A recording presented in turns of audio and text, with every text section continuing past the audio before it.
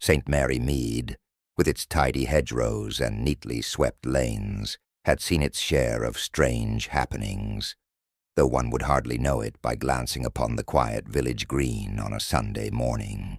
The sky was a mild, winter-washed blue, and the air held just enough chill to encourage brisk walking and hearty greetings.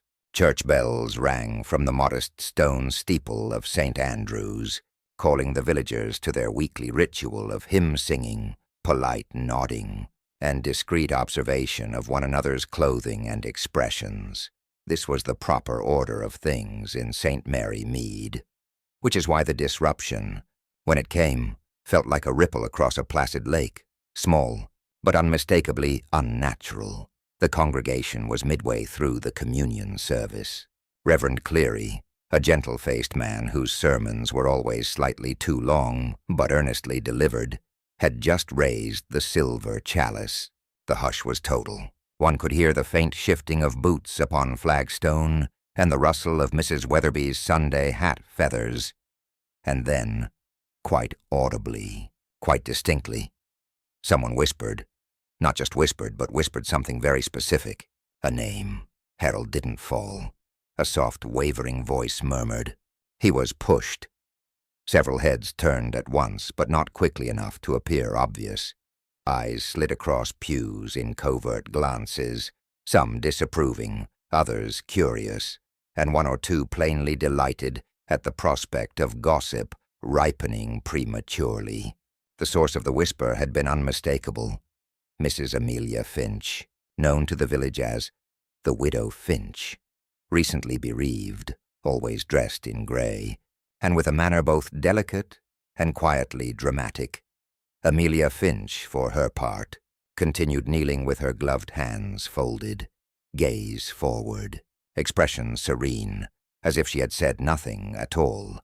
But the whisper had lodged itself firmly in the minds of everyone present.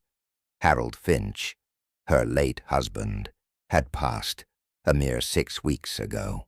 A fall on the back staircase of their cottage. A tragic accident, said the coroner. Unfortunate, but hardly unheard of. People fell, especially when they carried too heavy a tray of coal, or when the steps had been polished too eagerly by a well-meaning housemaid. Everyone had sighed and expressed condolences and agreed that Amelia bore her loss with admirable stillness. But now, the whisper suggested something altogether different. Miss Marple, who sat in the third pew from the aisle, did not turn her head. She simply blinked once, slowly, her gentle blue eyes fixed on the hymn-board. There were few in the village who paid as close attention to the quiet things people said as she did, and Miss Marple had certainly heard it. After the service, the congregation drifted into the churchyard like birds released from stillness, fluttering into clusters beneath leafless trees and crumbling headstones. The Widow Finch walked alone, her pace measured, her hands tucked into her sleeves. She did not seem to notice the furtive glances directed her way. Mrs. Hartwell, who considered herself something of an expert in human tragedy, having personally suffered 4 disappointments in the realm of romance, leaned toward Mrs. Weatherby. "Well," she whispered, eyes shining faintly with anticipation, "if that wasn't a cry for attention, I don't know what is." Mrs. Weatherby disagreed. "Or guilt," she said matter-of-factly. "People who harbor guilt often speak unconsciously. I read that in a women's magazine. American, of course." Miss Marple joined them, hands folded neatly over her handbag. "Grief takes many shapes," she said pleasantly. "One must be very gentle with those who are suffering." Mrs. Hartwell sniffed. "You heard what she said, surely." Miss Marple looked thoughtful. "I heard someone speak, yes, but a whisper may not always mean what it seems. Sometimes the mind, when left very lonely, repeats what it fears most." Her tone was mild, so mild that the comment passed without further inspection. But Miss Marple had already begun thinking, not of Amelia Finch, but of Harold. She remembered Harold Finch well enough, a sturdy, broad-shouldered man, always red-cheeked from chopping wood, always polite, though with a sudden loud laugh that seemed to arrive faster than the joke deserved. A fall down the stairs had seemed plausible enough, though the news had arrived with a peculiar swiftness. The body had been carried away, the funeral arranged, Amelia wrapped in grey shawls of well-behaved sorrow. Almost too well-behaved. Miss Marple did not like to suspect tragedy where there was merely sadness. But she had lived long enough to know that behind quiet curtains, many things happened that would shock the world, if only the world paid attention. And now, a whisper had cracked the surface. Reverend Cleary approached the small cluster of women, clearing his throat. "I'm sure Mrs. Finch is simply unwell," he said gently. "The poor soul has suffered greatly. Let us not put meaning where there is none." Miss Marple smiled softly. "Of course, Reverend." But her eyes followed Amelia Finch as the widow crossed the stone path toward the village lane, her steps steady, her expression unreadable. If Amelia had meant to speak, it was a dangerous thing to say in church. If she had not meant to speak, it was something far more disturbing. Either way, Miss Marple knew one thing for certain. This was no ordinary whisper. It was the beginning of something that had been waiting, quietly, to be seen. The widow Finch had nearly reached the edge of the churchyard when a small voice called out behind her. "Mrs. Finch, Amelia dear, wait just a moment." It was Mrs. Penelope Crawford, round-faced and rosy, forever bustling somewhere or other with her knitting basket in tow. She hurried after Amelia now, her shoes clacking lightly on the stone path. Amelia paused, though only just. Her face was composed, but her eyes appeared slightly distant, as though looking inward rather than at the world around her. "Yes, Penny," she said softly, her voice low, as though afraid of disturbing the air. Mrs. Crawford hesitated, suddenly unsure of what she had intended to say. "Are you feeling quite yourself today, dear?" She forced a bright little laugh. "The church was rather stuffy this morning, wasn't it? I nearly felt faint myself at one point." Amelia blinked slowly. "Oh," she murmured. "I see. You heard it?" Mrs. Crawford swallowed. The gentility of polite conversation hung fragile between them. "I'm sure it was simply a moment. Everyone understands, of course." "You've been under such strain." Amelia's lips tightened, just slightly. "Yes, everyone understands, except they don't." She turned, then, and continued walking, leaving Mrs. Crawford standing on the path, her knitting basket hanging loosely at her side. Miss Marple observed all this from a few paces away. Not obviously, of course. She had paused to adjust the clasp of her handbag, a perfectly ordinary gesture. Yet her eyes, those gentle bird-like eyes, missed nothing. It was not what Amelia said that interested her. It was what she didn't say. Amelia Finch was a woman who had always minded her manners, and one did not break silence in a church of all places, unless something had gone terribly askew in the mind or the heart. Miss Marple made her way along the path as the congregation slowly dispersed. A few people stopped her to exchange pleasantries, most of which contained thinly veiled inquiries about that whisper. She brushed them all away with the same mild response. The mind, when troubled, expresses itself in curious ways. But her thoughts continued to work quietly beneath her calm exterior. If Harold Finch had not simply fallen, then someone had wished him gone, and people rarely killed without reason. She thought of Harold's booming laugh, of the way his eyes tended to shine after a drink too many. She remembered, too, how Amelia had once gripped the arm of her chair just slightly when Harold was speaking a bit louder than necessary at a summer fete. Most would have dismissed such a gesture. Miss Marple, however, did not. She continued down the lane, step by measured step, until she reached the crossroads near the post office. It was there that she encountered Inspector Graves, a stout and reliable man with a thick mustache and a fondness for the predictable. He tipped his hat upon seeing her. "Good morning, Miss Marple," he said. "Lovely service, though there was, a bit of an episode, I'm told." Miss Marple's expression remained pleasantly neutral. People do say the strangest things when sorrow weighs upon them. The inspector nodded, though without conviction. Still, unusual all the same. The coroner's report was clear enough about Mr. Finch. A fall caused by unstable footing on old wooden stairs. No sign of foul play. No, Miss Marple agreed gently. No sign. The inspector frowned slightly, then shook his head as though brushing away something unnecessary. "Best not stir up more than needed," he said. "The village has a way of making storms out of shadows, if you take my meaning." "Oh, certainly," Miss Marple replied, with a small, knowing smile. "Though sometimes, Inspector, shadows are caused by something standing in the light." He paused, looked at her more closely, but Miss Marple had already continued walking. By late afternoon the gossip had fully ripened.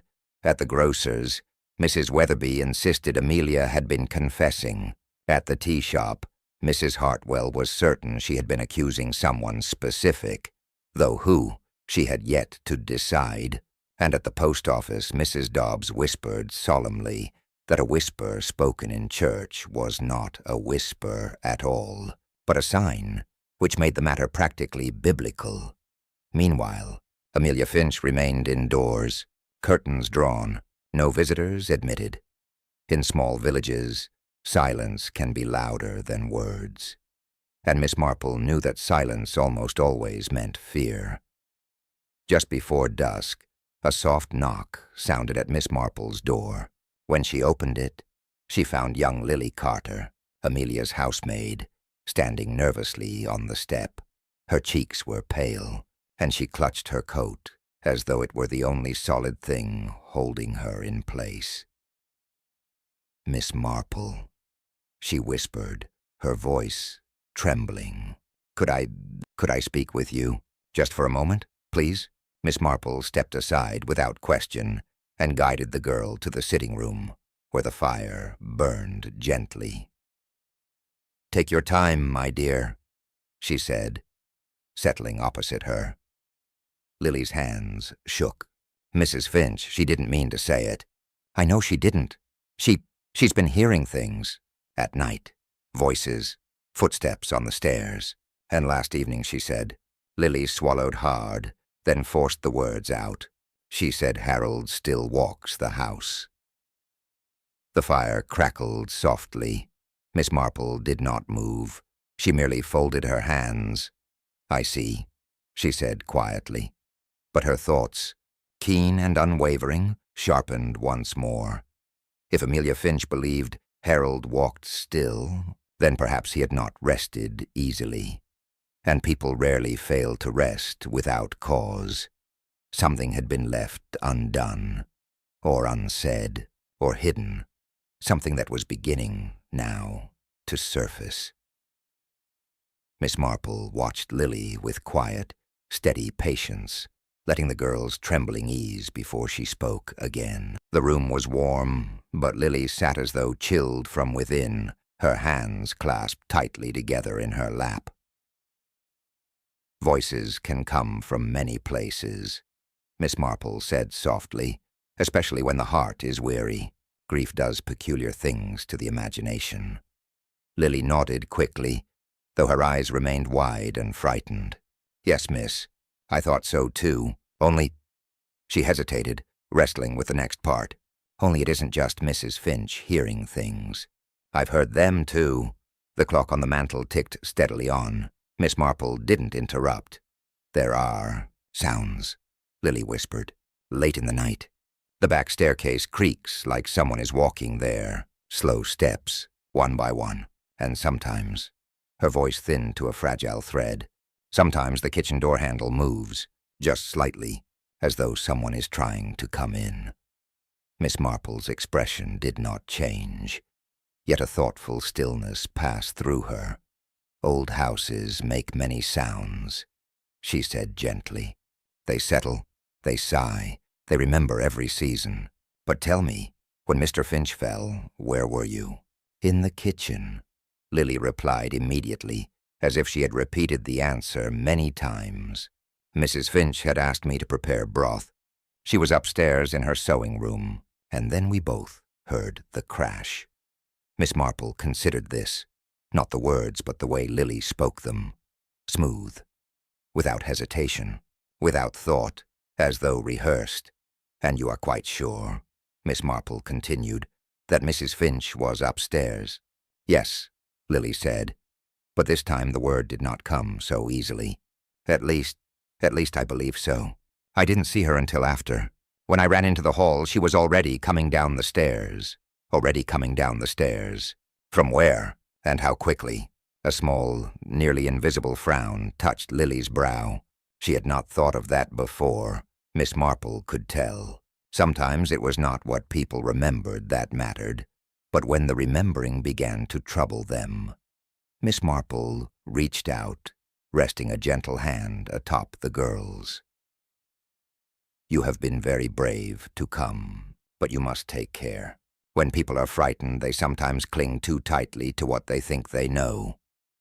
Lily's eyes glistened. "Do you think Mrs. Finch is dangerous, Miss Marple?" "Oh, my dear," Miss Marple said softly. "Nearly anyone can be dangerous under the right circumstances. But that does not make them wicked. Only human." Lily shivered. Miss Marple walked her to the door herself and watched her disappear into the dusky blue evening. Then she stood very still, thinking. If Amelia Finch had been on the stairs at the wrong moment, then the fall had not been an accident of timing, but an arrangement. And yet, grief did not stage whispers in church. Fear did. Miss Marple took her shawl, her coat, and her walking stick, and stepped outside. The sky had dimmed into soft twilight, the street lamps flickering to life with small, uncertain glows. She walked the familiar path through the village, where the windows of homes glimmered warm against the gathering cold. Her destination was not the Finch cottage. Not yet. Instead, she went to speak with Dr. Lytton, the village physician. She found him in his study, papers scattered across his desk, spectacles perched halfway down his nose. He looked up when she entered, a faint smile softening his tired features. "Miss Marple, to what do I owe the pleasure?" Miss Marple settled into the chair opposite him, hands folded neatly. "I was thinking about Harold Finch," she began mildly. "I wonder, did you examine him personally after the fall?" Dr. Lytton nodded. "Yes, neck broken. A tragedy, of course, but consistent with a heavy fall down steep stairs. Nothing unusual in the physical injuries." "Nothing unusual?" Miss Marple echoed gently. The doctor hesitated, just for a second, but Miss Marple saw it. "Well," he said slowly, "there was some bruising on the upper arm. Could have been from the fall. Could have been from something else. Hard to say. Something like being grabbed?" Miss Marple asked. His eyes lifted fully to hers then. Understanding passed between them, quiet and grave. "It's possible," he admitted. "And did you mention this to Inspector Graves?" "I did," the doctor said. But he dismissed it as incidental, and given the circumstances, well, the village was eager to accept the simplest answer. "Yes," Miss Marple murmured. "Villages often are." She thanked him, took her leave, and stepped back into the night. The air had grown colder. The path home was still, the village silent now, except for the faintest sound of a distant door slamming shut, somewhere in the direction of the Finch cottage. Miss Marple paused, her eyes narrowing just slightly. The quiet was no longer peaceful. It was watching and waiting. Miss Marple continued along the dim lane, her pace measured, the tap of her walking stick quiet upon the stones. The evening felt still, but not in the peaceful way the village usually held its breath at night. There was a tension now, threaded softly through the air, something contained, concealed, and waiting to surface. When she reached her cottage, she lit the small lamp by the window, bringing a warm glow to the sitting room. She removed her coat and shawl with the same deliberate calm that she applied to all things, and settled into her usual chair, hands resting lightly atop one another. But her thoughts did not rest. Harold's bruised arm, Amelia's whispered words, Lily's fear, the quiet house with footsteps on the stairs when no one walked. No single piece meant anything alone, but taken together they formed the faint outline of something approaching clarity, though not yet defined. She was still thinking when the knock came. Soft, hesitant. Miss Marple opened the door to find Inspector Graves standing on her step, hat in hand, his expression troubled. His mustache seemed to droop more than usual. "Miss Marple, I wonder if I might have a word." "Of course, Inspector." She ushered him in and gestured toward the chair by the fire. He sat heavily, rubbing the brim of his hat between his hands. "I've just come from the Finch cottage," he said. "The widow? She seems unwell." "In what way?" Miss Marple asked, though she already suspected. The inspector sighed. "She insists Harold is still in the house, says she hears his voice, says he stands at the bottom of the stairs watching her." He shook his head, the way practical men do when confronted with grief they cannot tidy into order. "She's frightened, Miss Marple, not guilty, just frightened, and I can't help but think the whisper today. She may be losing her grasp, poor woman." Miss Marple looked into the fire, her eyes reflecting amber light. "Fear can distort the world," she said softly, "but it can also illuminate truths we try very hard to ignore." He frowned. "I don't want panic in the village.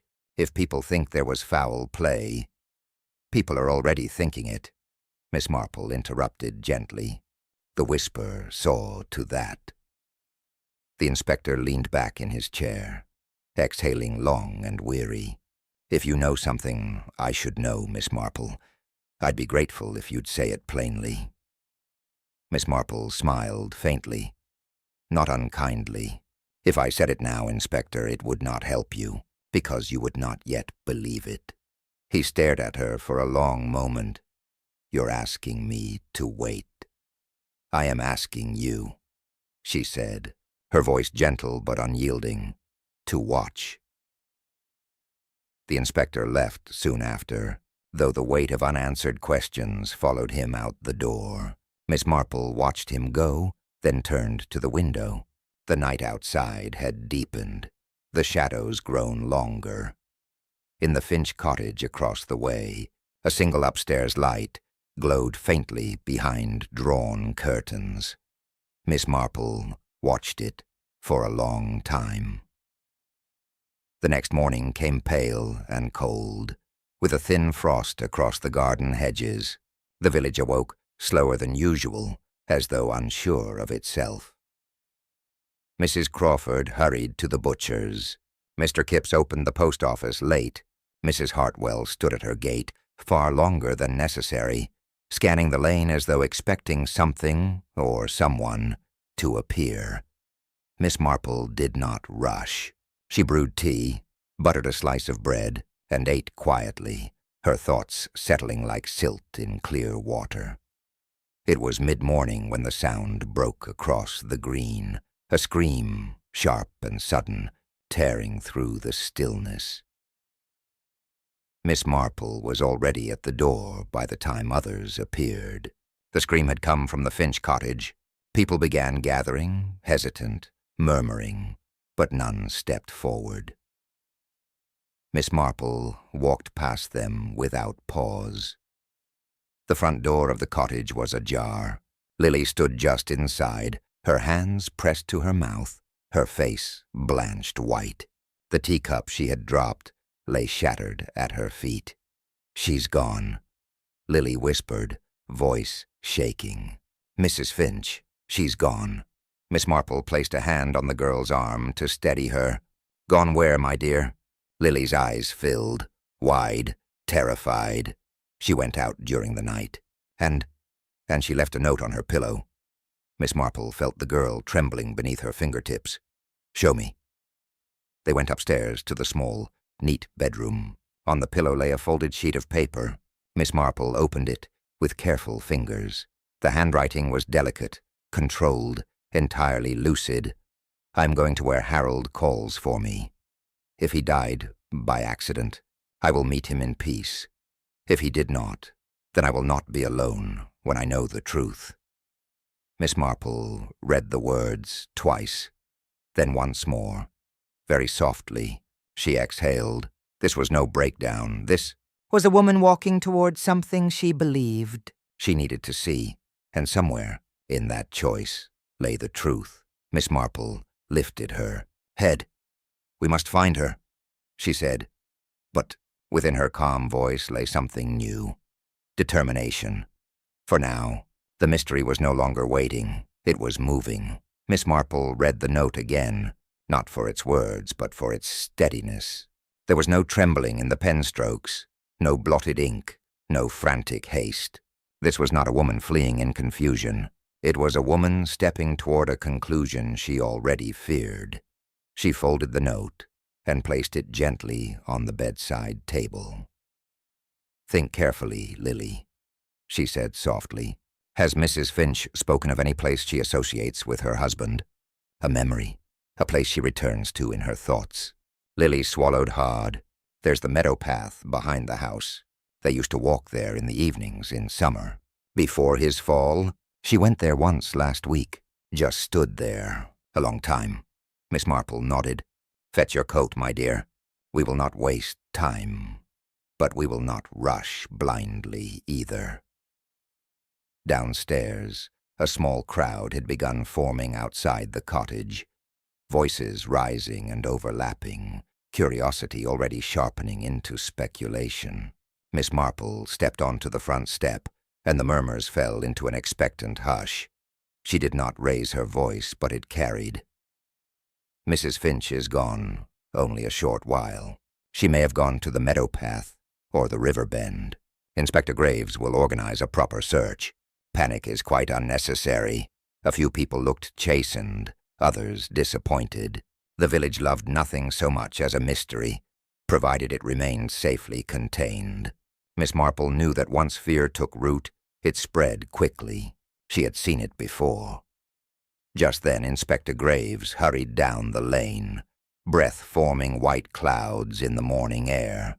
Miss Marple held out the note before he even asked. He read it, jaw tightening. "So she's gone to find her truth," he muttered, "one way or another." Miss Marple met his gaze calmly. "Inspector, a woman who believes she is being called by her dead husband is either in danger or walking directly toward the person she fears most." Understanding passed between them. He straightened. "Search party, immediately. We'll start at the meadow path and follow toward the river." "Good," Miss Marple replied. "But quietly, if you please. The quieter the search, the clearer the trail." The group fanned out across the frost-dusted fields. Miss Marple walked with measured care, eyes tracing the ground, the hedgerows, the thin line of tree branches that bordered the path. The cold air was sharp in her lungs, but her mind was steady, focused. Halfway down the path, she paused. A footprint, small, neat, the heel pressed slightly deeper, as though the walker hesitated before continuing. "Yes," she murmured, "this way." The river lay ahead, slow, dark, and quiet, its surface reflecting the pale sky. At first there was no sign of Amelia, but then Lily gasped. A shawl lay draped over a tree branch, as though someone had placed it there with care. Inspector Graves hurried forward, calling out, voice taut. "Mrs. Finch, Amelia." There was no answer. Miss Marple held up a hand, stilling them all. She stepped closer to the riverbank, studying the ground. The grass was pressed down. Someone had stood here for some time, but there were no signs of struggle. No misplaced footprints, no fall, just a deliberate pause, and then, further down the bank, another set of footprints joined hers, larger, heavier, stepping toward her. Miss Marple's breath slowed, but did not falter. "Inspector," she said quietly, "Harold Finch did not come to his wife." The inspector followed her gaze. "She went to someone," Miss Marple continued, "but not a ghost. Someone living, someone she believed could answer the question she whispered in church." The inspector looked back to the village, jaw set. "There's someone who knows exactly how Harold fell," Miss Marple said. "Someone who was with him, or arrived very soon after." Lily wrapped her arms around herself, trembling. But who? Who would Mrs. Finch go to? Miss Marple's eyes were distant. "Someone she trusted," she said softly. "Someone she believed would tell her the truth, or confirm her deepest fear." The inspector's eyes widened as realization dawned, and Miss Marple spoke the conclusion that had been forming since the whisper in the church. "She has gone to the person who was first at the scene of Harold Finch's fall." Her voice was quiet. "Mrs. Finch has gone to confront the one who knows whether it was accident or murder, and somewhere very close. That conversation was happening now." Miss Marple did not rush. She stood still at the riverbank, eyes fixed not on the water, but on the line of trees beyond it. The second set of footprints had not wandered. They had moved with purpose alongside Amelia's, then slightly ahead, guiding her rather than confronting her. A meeting, then, not an ambush. "Inspector," she said quietly, "the person we seek did not come this way from the village. These footprints lead toward the Finch cottage, not away. They met her here. They accompanied her. They expected her." Inspector Graves's brow furrowed, meaning they knew she would come. "Yes," Miss Marple replied, "which means she told them, or they told her." She turned back toward the fields, the village rooftops, just visible in beyond the hedges. "The answer lies not here, but at the house, because someone waited for her there first." Without further delay, they retraced their steps, back across the frost-hushed meadow, back along the quiet lane, until they reached the Finch cottage once more. The small crowd had grown. Curious faces peered from windows and garden gates, like flowers bending toward sunlight. Miss Marple moved past them all and went inside. The cottage was still, too still. Lily followed close behind, hands clasped tightly at her apron. "Miss Marple, do you think she's inside?" Miss Marple shook her head. "No, but someone has been." Her eyes traveled across the hallway, over the hat stand, to the narrow staircase where Harold Finch had fallen. The wood had been polished recently. The grain gleamed faintly in the morning light. Miss Marple approached the base of the stairs. She touched the banister lightly with her fingertips. "Lily," she asked softly, "who polished this railing last?" The girl blinked. "Mrs. Finch had me do it. 3 days ago. She said it comforted her to keep it clean." Her voice caught. I didn't understand what she meant. "Oh, but it was very sensible," Miss Marple replied. "We often return to the place where we last saw someone we lost, to try to understand, to trace their steps." She climbed the stairs slowly, each foot placed deliberately, as though listening through her soles. At the top, she paused before the sewing room, the room Amelia claimed to have been in when Harold fell. The door was slightly ajar. Miss Marple pushed it open. Inside, the small sewing table was neat, the fabric folded, The chair tucked in. Only one thing felt out of place. A single thread caught in the back of the chair. A dark wool thread, not the pale linen of Amelia's work. Miss Marple pinched it delicately between her fingers. "Inspector," she said, her voice low, "Harold Finch did not fall while his wife was in this room. He fell while she was here, yes, but she was not alone." Inspector Graves's face tightened.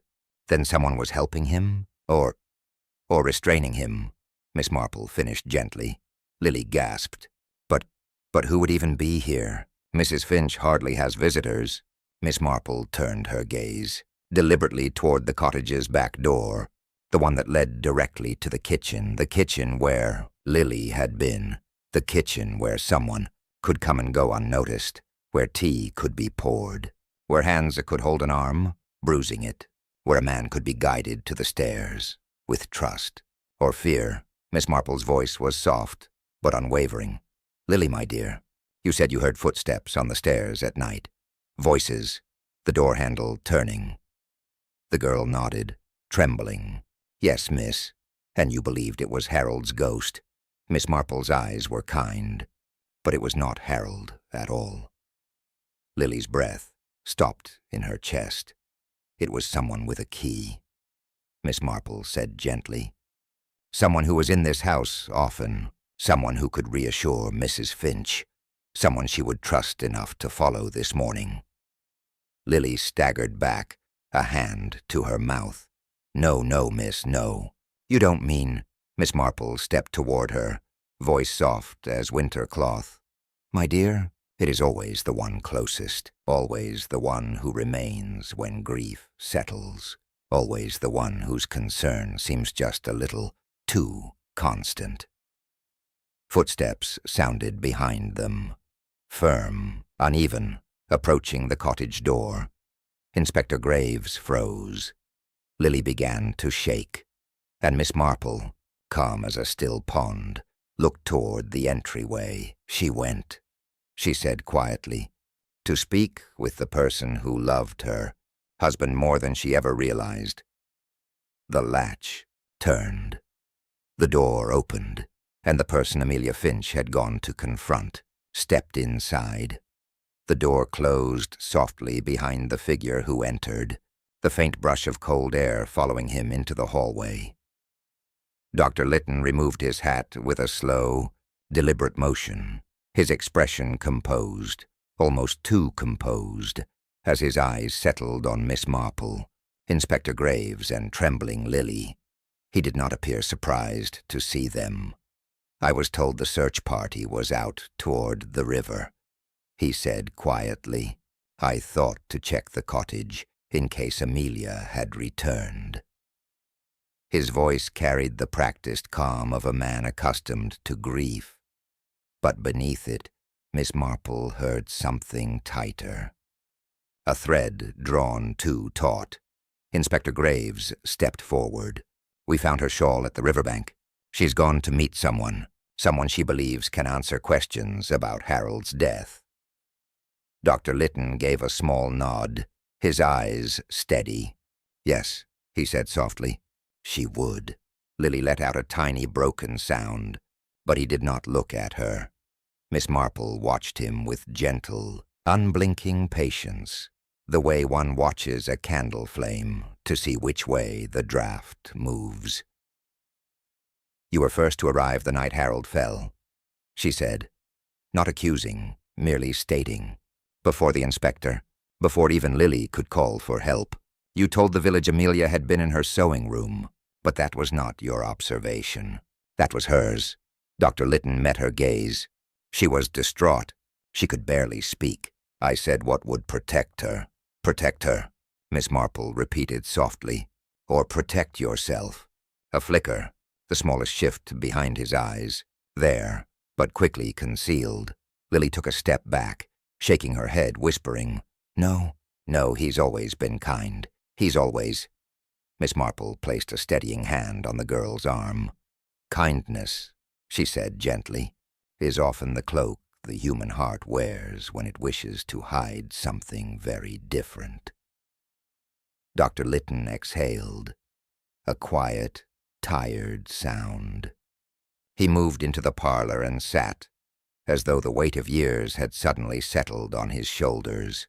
He did not run. He did not protest. He simply sat, hands folded loosely. "She came to me that night," he said. "Amelia, crying." Harold had been drinking, as he did more often than people knew. He was not cruel, but he was careless, thoughtless, and Amelia had endured so much of it, more than anyone realized. His voice held no drama, just weary memory. "I came to the house to see if she was all right. Harold confronted me on the stairs. There were words." He stepped back, lost his balance. Inspector Graves leaned forward sharply. "So it was an accident, then?" But Miss Marple did not move. She watched Dr. Litton's face. Not the surface of it, but the places where truth tries to hide. Dr. Litton did not answer at once. When he spoke, it was quiet. "It could have been an accident, perhaps at first, but I did not reach for him quickly enough." A pause, or perhaps I did not want to. Lily covered her mouth again. The inspector closed his eyes briefly. Miss Marple continued to watch him. "And Amelia?" she asked softly. "She suspected," he said. "But grief hides the sharpest thoughts. Only now the whisper. It broke something in her." He looked toward the door, toward the world beyond. "She went to the one place he used to go when he was troubled, the mill path, past the river. She went to ask me there." His voice roughened, the first crack in his composure. "She wanted to hear me say it." Miss Marple nodded once. "She did not go to accuse," she said quietly. "She went to understand, to know whether her sorrow was born of tragedy or betrayal." The doctor's hands tightened slightly. "And you?" Miss Marple asked. "What did you intend?" Dr. Litton rose slowly. "To tell her the truth." His voice was very calm now. "Whatever it cost." Inspector Graves moved toward him. "Then we go. Now. And you will lead us straight to her." Dr. Litton did not resist. Miss Marple took her walking stick. Lily wiped her eyes with the back of her hand, voice trembling. "Do you think Mrs. Finch will be all right?" Miss Marple paused only a heartbeat. "There are two kinds of grief," she said. "The grief that seeks understanding, and the grief that seeks an ending." They stepped together out into the cold morning, and the path ahead, toward the mill, the river bend, and the truth that waited there was no longer quiet at all. It was inevitable. They moved together along the narrow lane leading away from the village, the frost crunching softly beneath their steps. The morning light had grown brighter, but it did not warm. The air felt sharp, suspended, as though the world itself were holding its breath. Dr. Litton walked ahead, not hurried, not hesitant, simply with the quiet resolve of a man who had passed the point where choices remained. Inspector Graves kept close behind him, watchful and tense. Lily stayed near Miss Marple, her steps small and careful, her eyes fixed upon the ground, as though afraid of what she might see if she looked up. The mill sat at the far bend of the river, half in ruin, half clinging to usefulness as though memory alone held it upright. Its water wheel was still now, coated with a thin skin of ice. The path curved downward toward the clearing before it, and there, Amelia Finch was standing near the water. Her posture was still, her coat drawn close around her, her hands folded before her as though she had been waiting, not pacing, not shivering, not afraid, waiting. Dr. Litton slowed, but he did not call out. Miss Marple gently touched Lily's arm, signaling her to stay back. The inspector moved forward only a step. Amelia turned. Her eyes were clear, too clear, and when she saw Dr. Lytton, there was no shock in her expression, only confirmation. "You came," she said softly. Dr. Lytton removed his hat, holding it at his side. "Of course I came." A breeze moved over the water, rustling dry reeds along the bank. The river flowed slow and dark beneath a thin crust of forming ice. Amelia's gaze did not waver. "I knew it was you the moment I heard myself say the words in church," she said, "not because I remembered, but because I had been trying not to remember." Her voice did not shake. If anything, it was steadier than it had been in weeks. Dr. Lytton's jaw tightened. "I never meant for it to happen. I never meant to harm him." Amelia nodded once. "I know." This, too, seemed to surprise him. Miss Marple watched her carefully. There was a softness to Amelia now. Not weakness, but something released. Something exhausted. "Harold loved you?" Amelia said, and the faintest smile touched her lips, brittle and fleeting, in his way. "He trusted you. He leaned on you, far more than he ever did on me." Dr. Lytton's eyes flickered. "Pain? Acknowledgement? Shame? And I," Amelia continued, "loved the idea of believing you were simply kind." The words hung in the cold air, light as frost. Inspector Graves stepped forward, voice low but firm. "Mrs. Finch, I'll need to ask you to come away from the water now." She didn't move. Her gaze rested on Dr. Lytton. "You did not push him," she said. "Not push, but you did not save him either." Dr. Lytton closed his eyes. "No," he whispered, "I didn't." The river made a slow, murmuring sound beside them, quiet, steady, patient. Amelia drew a breath. "Then it was not murder," she said, "and it was not an accident." Miss Marple stepped forward, her voice gentle as dawn. "It was the tragedy that grows in silence," she said, "the kind that happens when two people stop speaking their pain aloud." Amelia looked at her, really looked, and Miss Marple held her gaze with quiet understanding. "There is no peace in vengeance," Miss Marple said, "only in truth, and you have the truth now." For a long moment Amelia simply stood there, the river wind tugging softly at the hem of her coat. Then she closed her eyes and stepped back from the bank. Lily let out a sob, not of fear, but of relief. Dr. Lytton lowered his head into his hands. Inspector Graves exhaled, a breath he had held for far too long. Miss Marple approached Amelia, placing her arm gently through the widow's. "Come, my dear," she said softly. "The cold is quite enough punishment for one morning." Amelia nodded and let herself be led. They walked back together, slowly, not triumphant, not broken, simply human. The mill behind them stood quiet again, and the river continued on, carrying nothing and everything with it. They walked slowly back toward the village. The frost softened now beneath the rising sun. Amelia leaned only very slightly on Miss Marple's arm, but it was enough.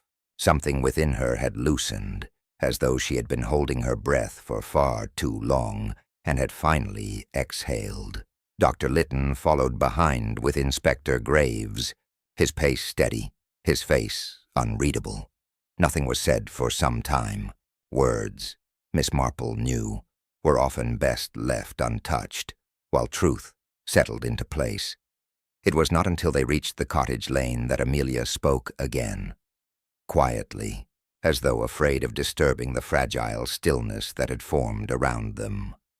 "I do not hate him," she said, her gaze remaining forward. "Harold, I could have, but I don't."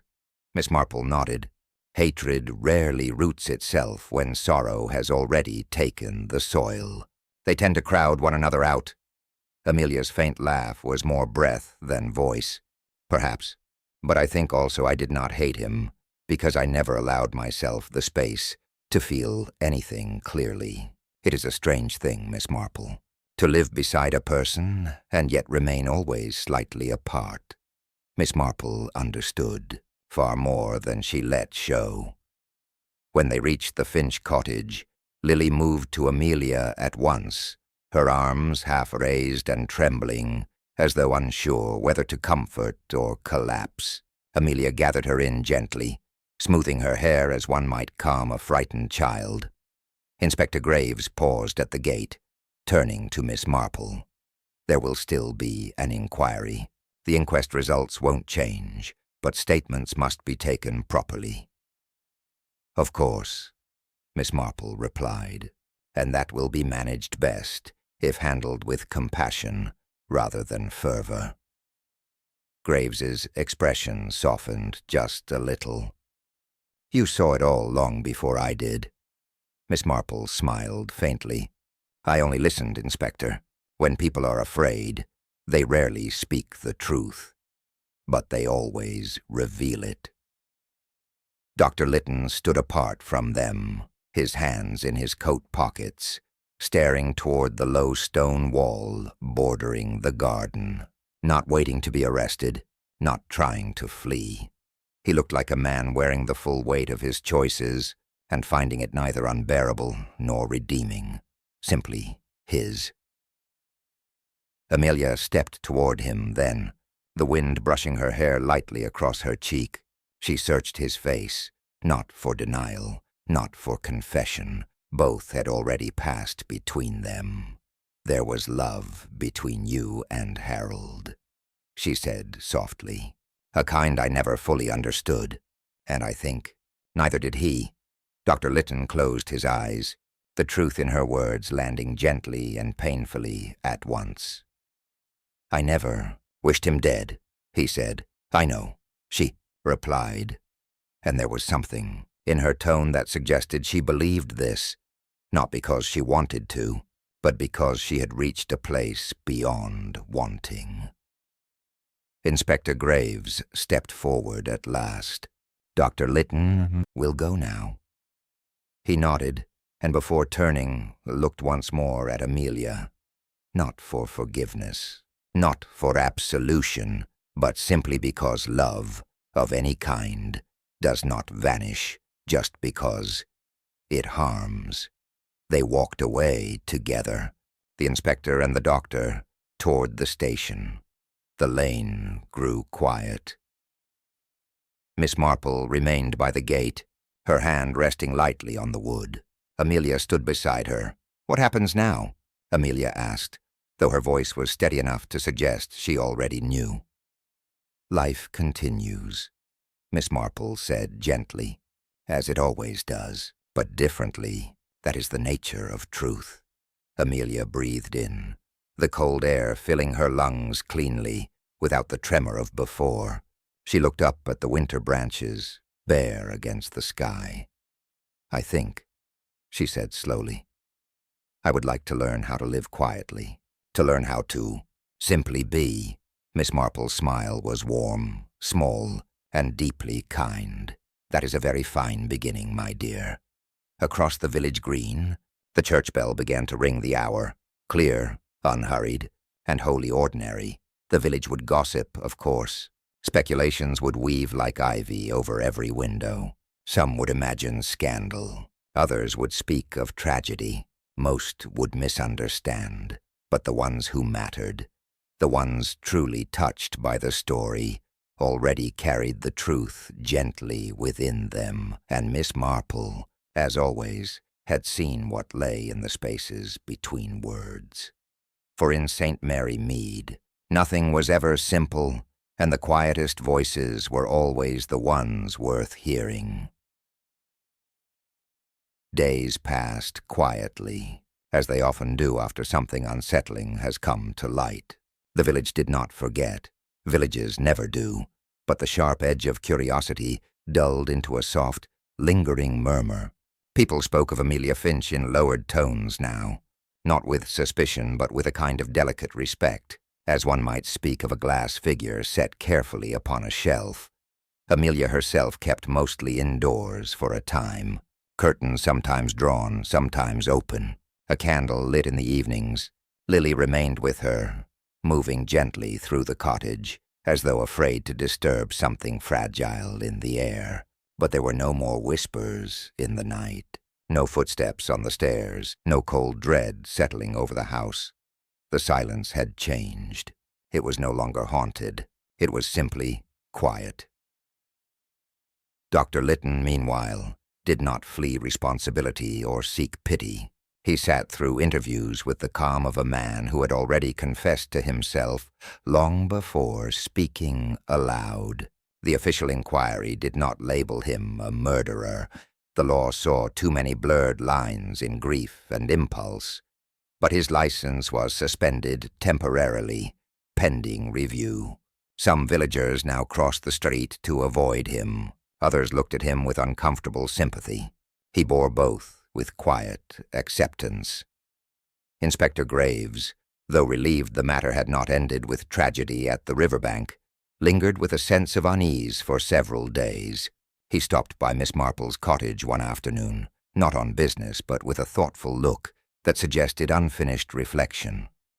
"I keep thinking," he began, standing by the hearth, "that perhaps we ought to have pressed harder at the beginning, looked closer, asked more." Miss Marple poured tea without hurry. "Perhaps, but grief casts shadows in many shapes. People rarely see clearly when they are trying not to hurt one another." The inspector gave a small nod. "Still, you saw clearer than any of us." Miss Marple smiled, though it was not a triumphant one, only kind. "I have had the advantage of a great many years of watching people be themselves. Human nature does not change, Inspector, only the circumstances surrounding it." He stayed a while longer, talking in slow, thoughtful loops, then departed with the faint sense of a weight lifting.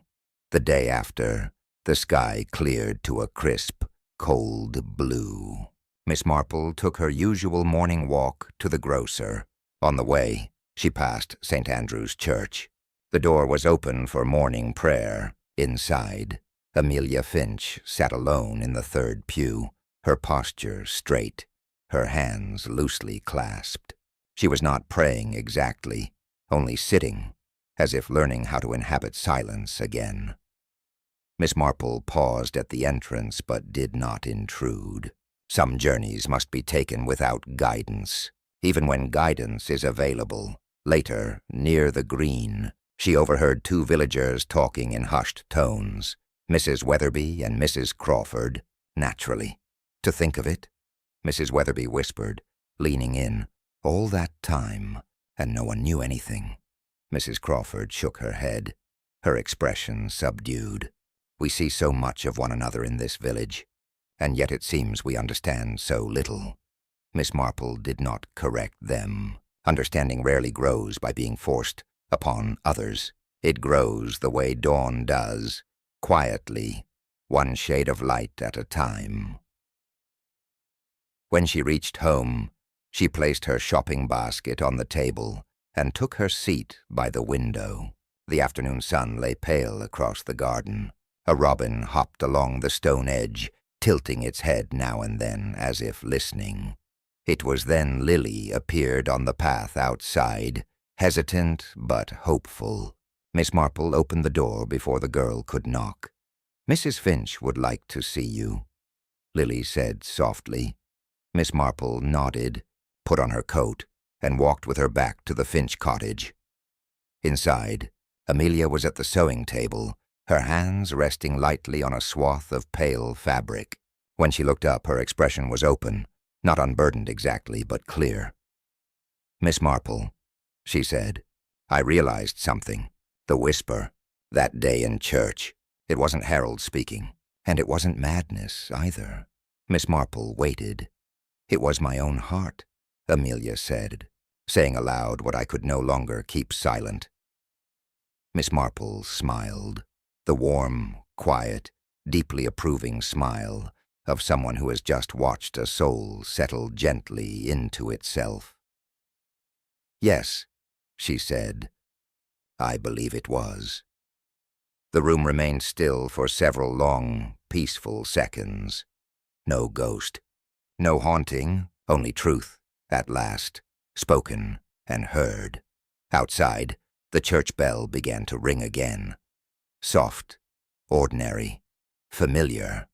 Life resumed, but changed, as life always does, after one finally listens to what the heart has been whispering all along.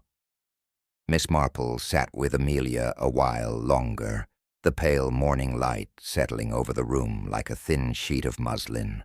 They did not speak much after that. Some understandings did not require further conversation. When Miss Marple rose to leave, Amelia thanked her, not extravagantly, not with dramatic sentiment, but with a quiet sincerity that felt like something newly healed, or at least beginning to heal.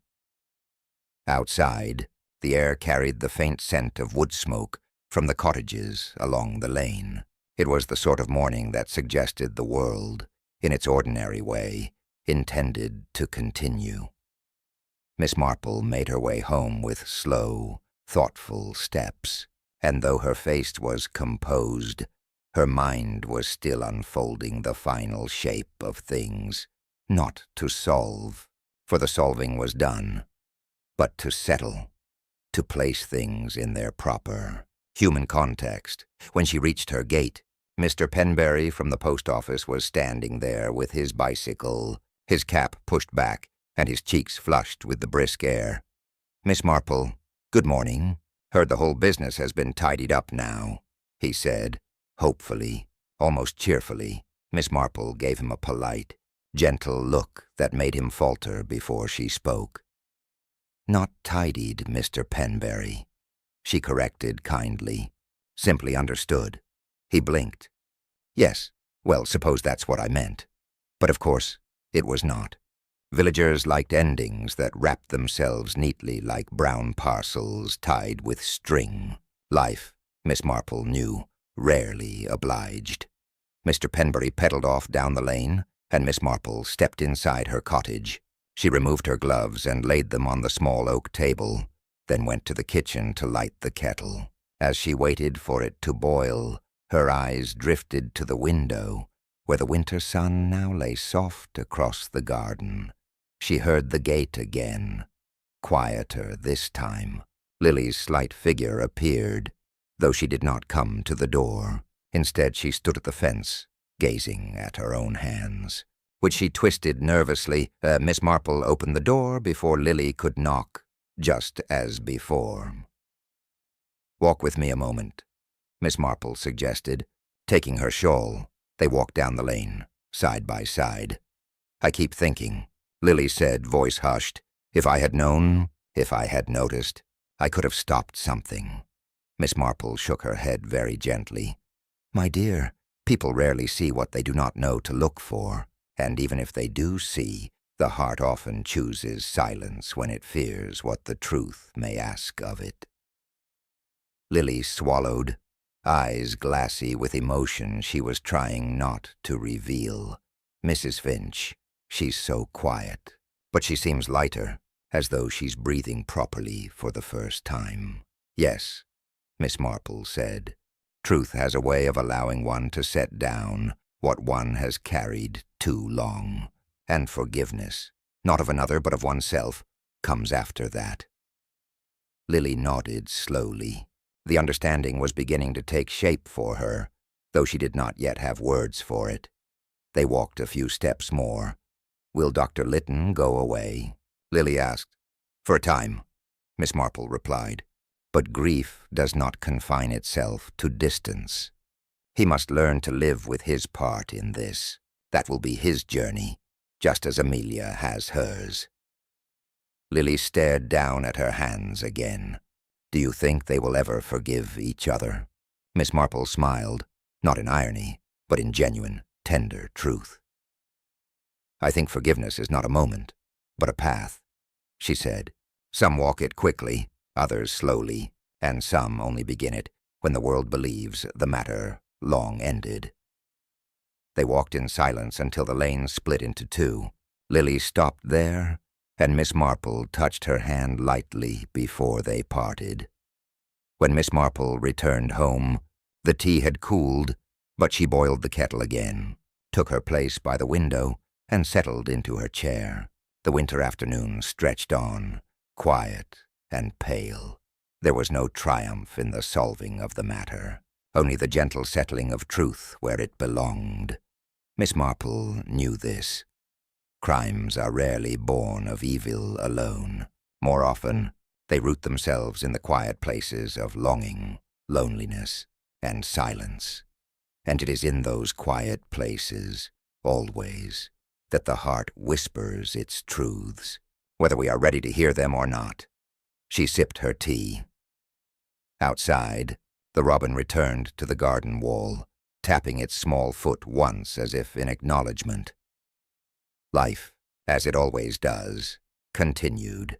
The kettle clicked softly as it cooled, and Miss Marple remained seated by the window a while longer, her gaze on the small movements of life outside. The passing of a cart, a cat slipping between hedges, the slow wandering of afternoon light.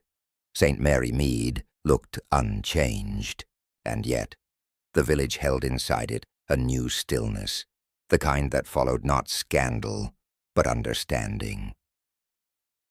Later that week, the inquest was held in the small parish hall. It was a subdued affair. No dramatic confessions, no heated accusations. Dr. Lytton spoke plainly, neither defending nor condemning himself. Amelia sat in the front row, composed, her hands folded in her lap. She did not look away from him once. The verdict was delivered with careful phrasing, acknowledging the fall, the circumstances, the absence of intent. A tragic death, shaped by sorrow and human frailty. It was the kind of conclusion St. Mary Mead could accept, though it would continue to repeat the story for years, in versions increasingly embroidered by memory. When it was over, Amelia rose and stepped outside into the pale afternoon. Miss Marple followed her, though not closely. Amelia stood beside the low stone wall that bordered the green, watching the wind skim the frost from the grass. "I thought I should feel something today," she said when Miss Marple joined her. "Relief, or anger, or closure. And do you?"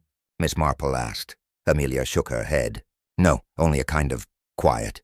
I suppose that's enough for now." "It is more than most ever reach," Miss Marple said gently. They stood a moment in silence, the church bell beginning to toll the hour. Slow, unhurried, familiar. Then Amelia spoke again, her voice softer. "You said once that truth allows the heart to set down what it carries. I think I understand that now. But what does one do with the emptiness it leaves?" Miss Marple looked out across the green, where children were beginning to chase one another with muffled laughter, their games unshadowed by the weight of adult sorrows. "One fills it," she answered, slowly, with small things. Tea in the afternoon, fresh bread, new patterns for old cloth, a walk at dusk. It does not matter what they are, only that they are chosen. One makes a life the way one mends lace, delicately, patiently, thread by thread. Amelia nodded. The advice did not uplift her, but it steadied her, and that was what she needed. They parted there, quietly, without ceremony. As Miss Marple walked back toward her cottage, she passed Lily hurrying along the lane with a basket of bread. The girl paused long enough to offer a shy, hopeful smile, one that suggested her own heart had begun to settle as well. When Miss Marple reached home, she lit the fire, set her teapot near the grate, and sat once more by the window. The evening light drew long shadows over the garden wall, soft and blue in the fading day. There was no sense of triumph in the resolution, only the calm that comes when truth has found its rightful place. For Miss Marple understood something few ever learn. Most tragedies do not begin in violence. They begin in silence. and the solving of such mysteries is not in the uncovering of hidden acts, but in the gentle, persistent listening for what the heart has been trying all along to say. Outside, the robin returned to the same stone ledge and sang a small, simple song, and Miss Marple listened. The last of winter's chill lingered over St. Mary Mead, though the days had begun to lengthen by increments so slight they could only be noticed by those accustomed to paying attention. Miss Marple, of course, was such a person, and she welcomed the slow returning of the light the same way she welcomed most things, without hurry. With a patient and perceptive calm, Amelia Finch resumed the smallest rhythms of her life. She took to sitting by the front window in the late afternoons, a baskety of mending beside her. Sometimes she would stitch for a few minutes. Sometimes she simply sat, hands still, watching the shadows shift across the street. Lily remained at the cottage, not out of duty alone, but from something gentler, a loyalty born of shared sorrow and quiet understanding. In time, Amelia began to tend the small garden again, pruning cautiously at first, then with growing steadiness. Dr. Lytton left the village some weeks later. There was no spectacle in his leaving, only the early morning whistle of the train and the sight of him on the platform, suitcase in hand, his figure quiet and inward.